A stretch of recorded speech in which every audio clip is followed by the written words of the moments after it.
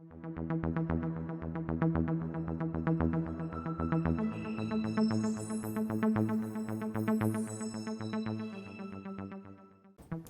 afternoon, and thank you for joining us on ABC50 Now Live. I'm Isabella Colello. It looks like we're going to have a dry and warm weekend. Let's get the latest weather update from Storm Team meteorologist John D. Pasquale.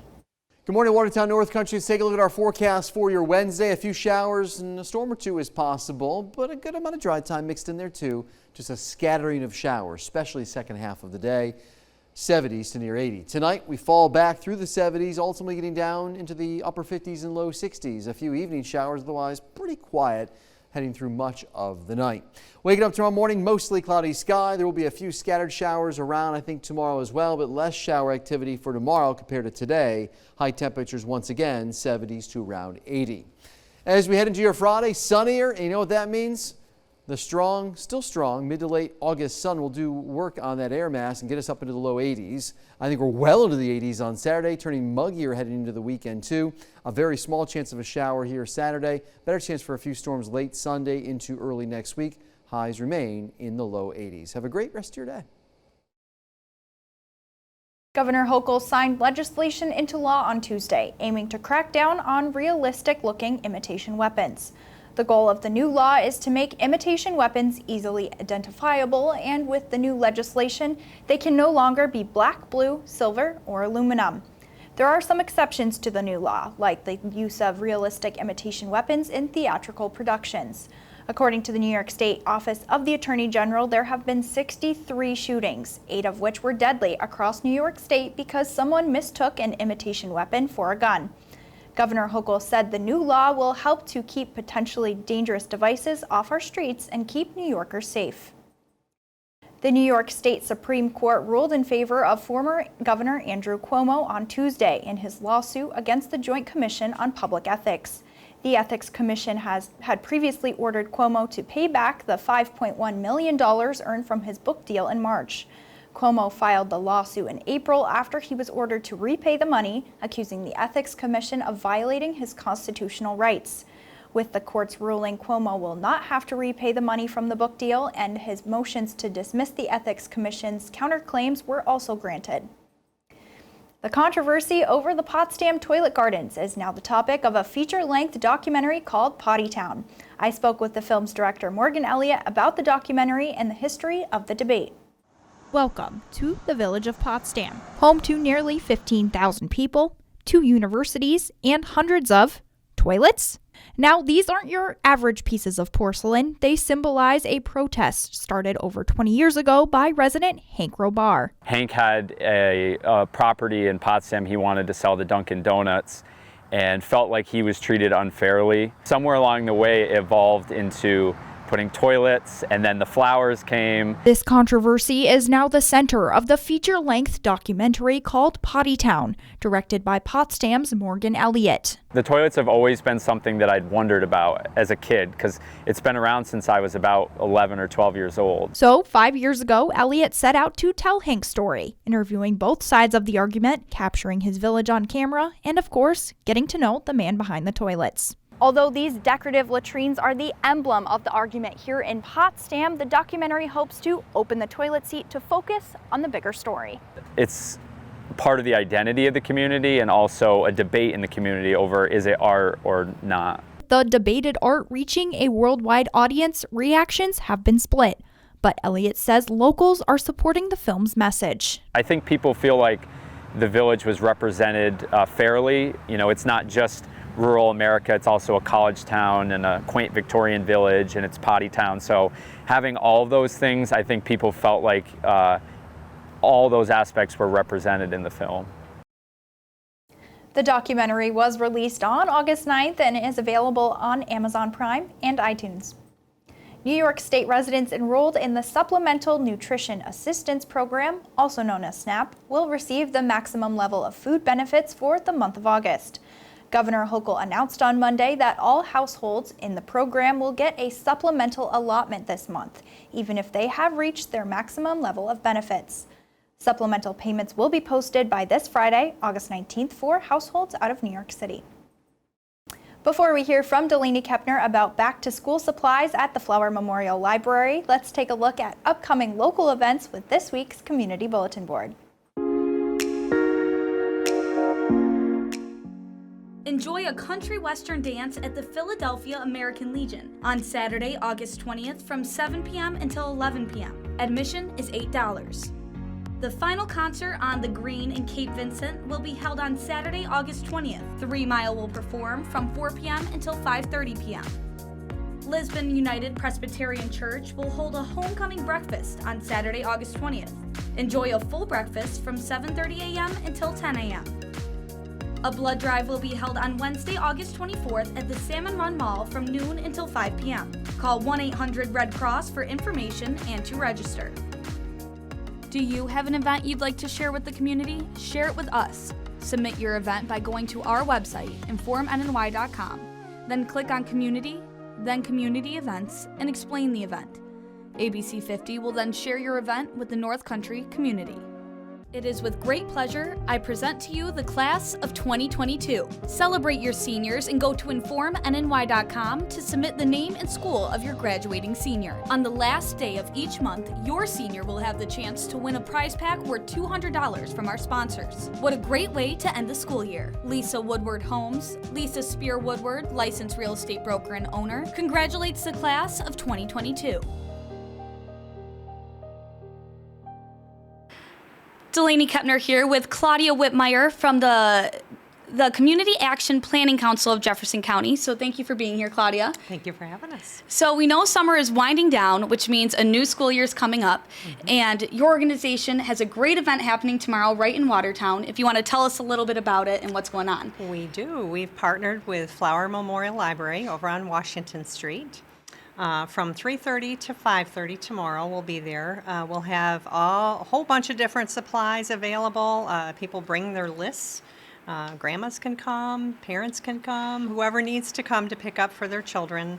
And while they're there, the idea was to maybe they could go into the library, get a library card, check out what they have to offer as well.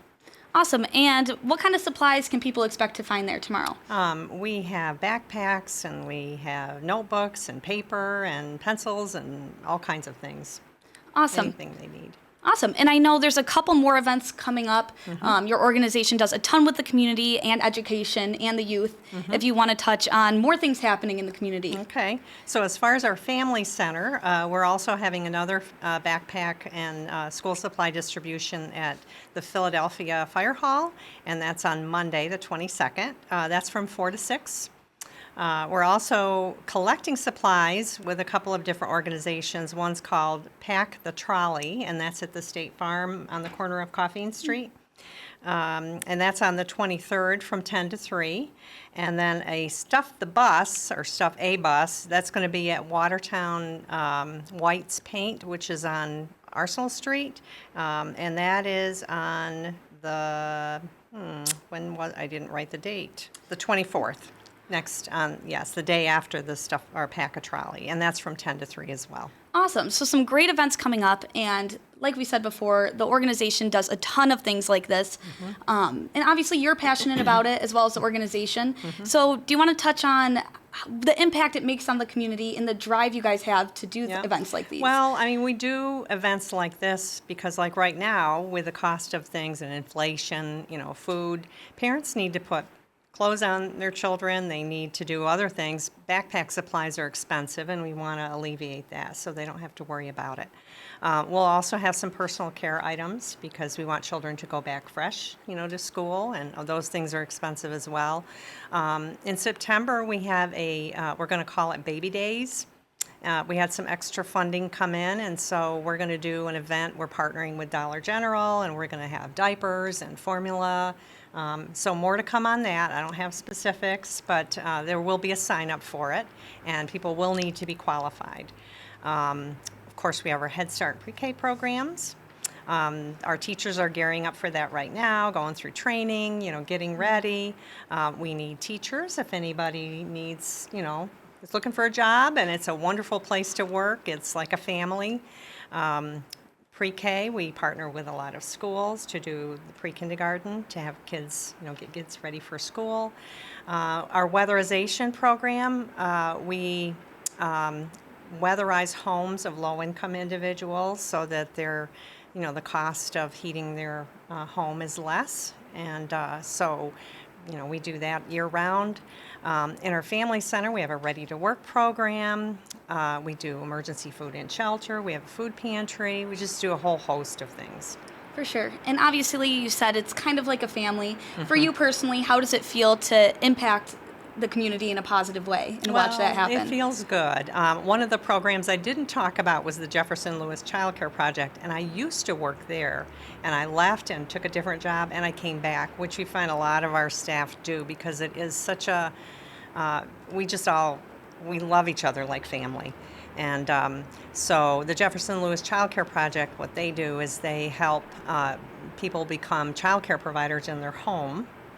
They also help parents find child care. So we have like a child care resource and referral. We work with DSS for people that are just caring for just a couple of children, and the children are receiving subsidy through DSS. And so then we have a food program that we can help reimburse for foods, make sure it's healthy food that kids are getting. So it is kind of a well-rounded, all-family agency. Awesome. So coming up first, most recently, or soonest, is tomorrow, Flower Memorial Library from 3:30 until 5:30, correct? That's correct. Awesome. And you can find supplies there before the school year starts. We'll send it back to the desk with Izzy for some more North Country news. Governor Hochul has directed the New York State DEC to expand the state's Drought Watch. The state is encouraging residents in affected counties, especially those dependent on private groundwater wells, to conserve water during the coming weeks.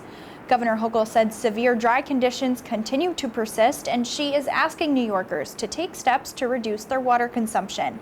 The Drought Watch is triggered by the State Drought Index, which looks at precipitation levels, reservoir and lake levels, stream flow, and groundwater levels in the 9 drought regions of the state.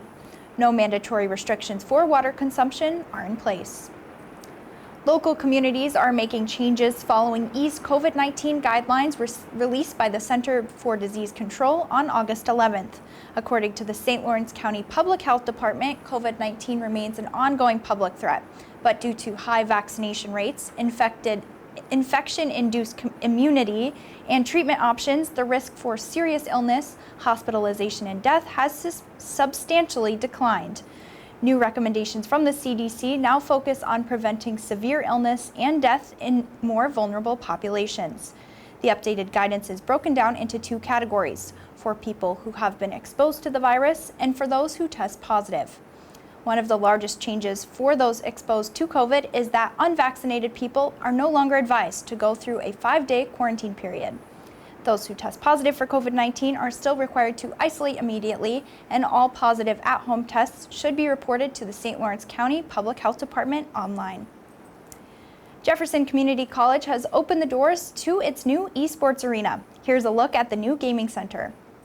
Jefferson Community College is saying game on to esports. The campus unveiling its state-of-the-art esports arena, including the latest technology for its esports team. It's been about 2 years in the making, and our facilities department, our IT department, our athletics department really put together a great program. Leading the team is JCCC alumni Joseph Wargo, who helped develop the program last spring. Gaming's been such a big part of my life for 21 years, so to be able to do it at a competitive collegiate setting, it's just awesome for me to be able to get to do that here. Wargo said practices will be like any other sport. You get your rosters and teams in here, and they'll play together for a couple hours just like you would on a basketball court or a baseball field. From their computers, the team will compete all over the country. They sign on at 7 o'clock on Tuesday. They're going to be playing against the top 10 teams in the nation. Among the already 35 members of the esports team are incoming freshmen, who said this is a dream come true. Me and my friend have always really played our video games competitively, like non-stop,